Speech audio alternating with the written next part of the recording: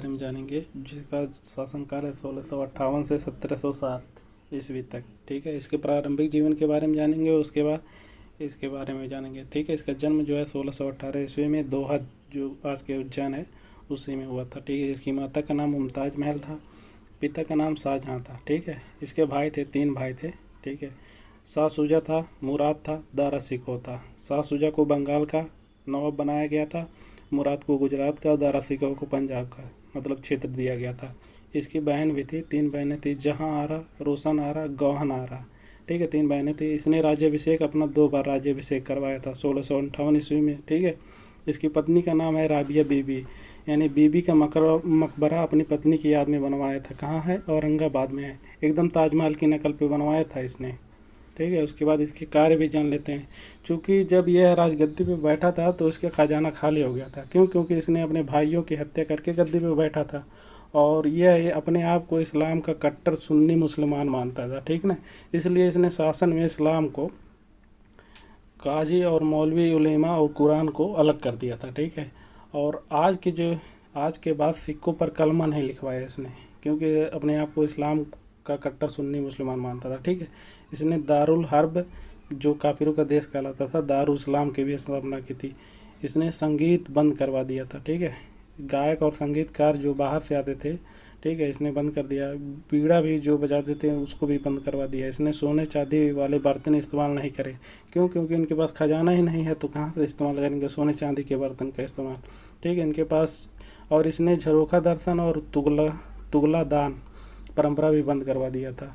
अब इसने कुछ कर लगाए थे क्योंकि राजस्व में वृद्धि के लिए, तो 1679 में इसने जजिया कर दोबारा लगा दिया, जो वही अकबर ने समाप्त कर दिया था, इसने दोबारा चालू कर दिया।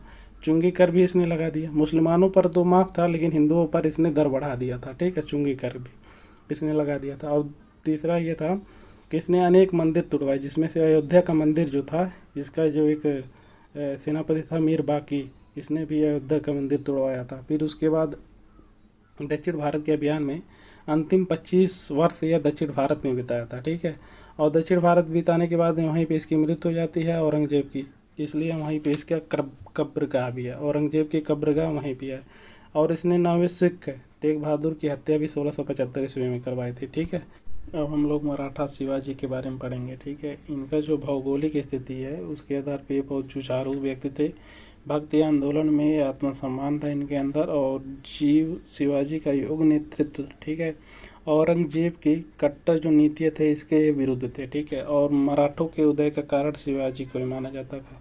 ठीक है, शक्ति के रूप में इनका उदय हुआ था। तो जन्म इनका जो है 1627 से, किसी किताब में 1630 माना जाता है, इम्पोर्टेंट 1630 है। ठीक है, अब पिताजी इनके थे शाहजी भोसले, जो बीजापुर के क्षेत्र इनके अंतर्गत आता था। माता थी इनकी जीजाबाई, जिन पर इनका गहरा प्रभाव पड़ा था। ठीक है, शिवाजी पर गहरा प्रभाव इनकी माता जी का पड़ा था। इनके 2 गुरु थे, यानी धार्मिक गुरु थे और राजनीतिक गुरु। धार्मिक गुरु थे समर्थ दास रामदास। ठीक है, इनको दास बोध भी कहा जाता था। और राजनीतिक जो गुरु थे एक कोड़देव थे। ठीक है, इनकी राजधानी थी रायगढ़, और इन्होंने राज्याभिषेक 1674 में करवाया था। इनकी एक उपाधि धारण की थी, इन्होंने अपनी उपाधि धारण की थी छत्रपति। ठीक है, शिवाजी। और इनका मृत्यु हो जाता है 1680 ईस्वी में। ठीक है, इन्होंने कुछ क्षेत्र जीते थे, जैसे 1659 में जब शिवाजी और अफजल के मध्य युद्ध होता है, तो इसमें शिवाजी जीत जाते हैं और अफजल हार जाता है, और इसकी यहीं पे मृत्यु भी हो जाती है। फिर 1663 ईस्वी में शिवाजी और मुग़ल शासक शाइस्ता खां, ठीक है, ये छोटी सेना लेकर छापामार युद्ध करके मुग़ल सेना के जो शासक था शाइस्ता खां, इसको हरा देते हैं। ठीक है, और ये दिल्ली वापस चला जाता है। फिर 1664 में इन्होंने सूरत लूट लिया था। ठीक है, क्योंकि मुग़लों से बहुत ही आक्रामक हो गए थे। ठीक है, फिर 1665 में अब मुग़ल की ओर से जयसिंह और शिवाजी के मध्य युद्ध होगा, जिसमें शिवाजी पराजित हो जाते हैं और उनको पुरंदर की संधि करनी पड़ती है। इस संधि में क्या होता है कि शिवाजी को उनका जो पुत्र है यानी संभाजी को मुग़लों की सेवा में भेजा जाएगा। दूसरा ये कि 35 किलो में से 23 किले शिवाजी के मुग़लों को दे दिएंगे। ठीक है, और शिवाजी को हरजाना भी देना पड़ा, यानी ये अपमानजनक इनकी संधि थी। ठीक है, और शिवाजी के और औरंगजेब के बारे में और थोड़ा जान लेते हैं। 1665 में इनकी पुरंदर की संधि होती है, और 1666 में औरंगजेब से ये मुलाकात करते हैं। इसी मुलाकात में ये औरंगजेब का खुले तौर से विरोध कर देते हैं, क्योंकि उनको लगता है कि इनके जो मुलाकात है ये अपमान हुआ है, इनके साथ अपमान हुआ है। और मुग़ल बादशाह जो औरंगजेब है ये इनको आगरा के जयपुर भवन में कैद कर लेता है, ठीक है। और यहाँ से वह सब्जी और फलों की टोकरी में छिपकर फरार हो जाते हैं, यानी वहाँ से भाग जाते हैं, ठीक है, अपने बेटे संग। इन्होंने कई 2 प्रकार के कर लगाए थे, एक चौथ था, दूसरा सरदेशमुख, ठीक है।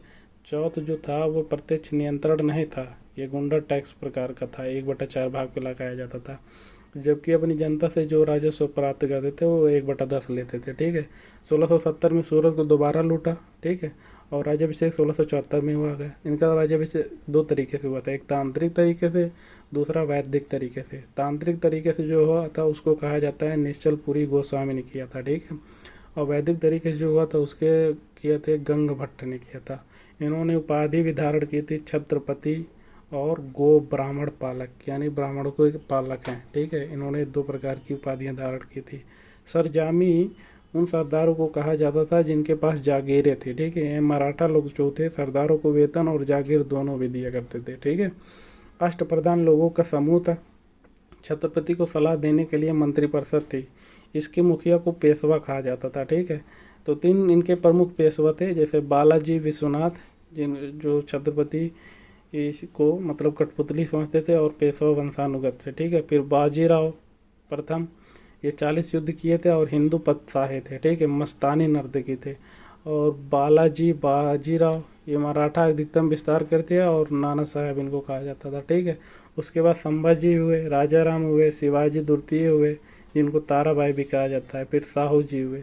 साहू जी पेशवा की सहायता से गद्दी पर बैठे थे, ठीक है। और उसके बाद काशीराज पंडित ने इस युद्ध का आंखों देखा वर्णन किया है, किसका, तो पानीपत के तृतीय युद्ध का 1761 में हो रहा है, ठीक है। इसमें क्या अफगान की तरफ से है अहमद शाह अब्दाली और मराठा की तरफ से हैं सदाशिव राव और विश्वास राव।